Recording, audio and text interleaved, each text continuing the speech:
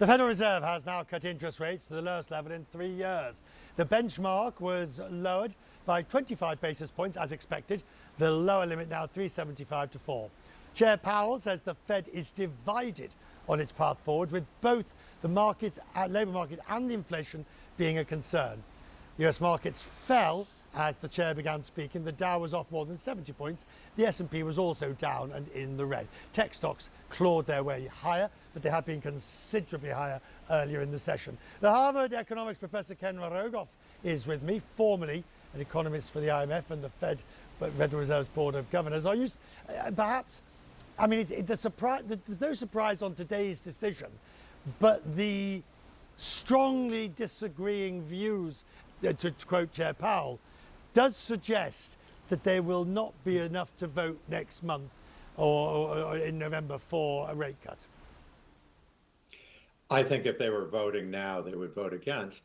I mean, look, the evidence is inflation's still high. They don't know what's going on with the economy because the shutdown's preventing the numbers from being published. But everything they look at seems to be that it's going kind of strong. Yeah, employment's not growing the way it was, but a lot of that has to do with the immigration shutdown. There are no people. And so, even this cut you could debate. I think they need some evidence to push them in the other direction. I think right now they're doing nothing. Yeah, the market's disappointed. For them, each rate cut is like crack. They just love it. But that's not necessarily good for the rest of us if it's pushing up inflation. The Fed still says unemployment is the prevailing concern in the dual mandate.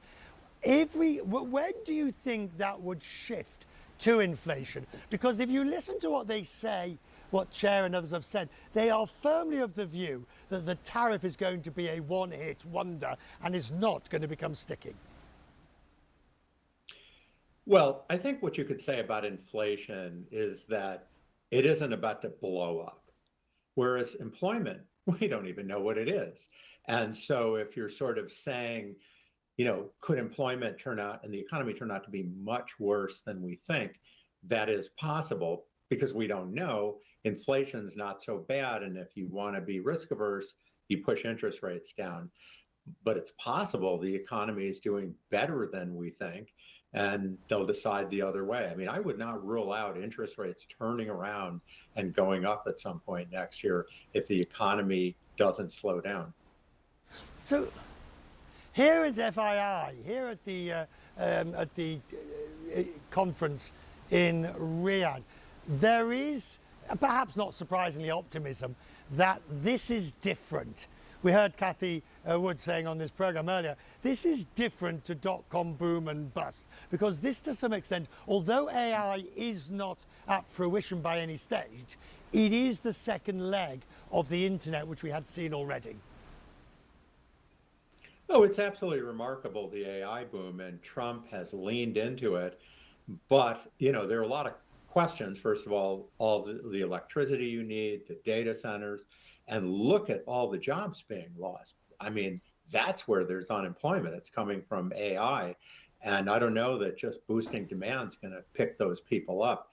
I think there could be as much unrest over AI more than we've seen over globalization if it moves at this pace. Ken Rogoff in Cambridge, Massachusetts. I'm grateful to you, Ken. Thank you.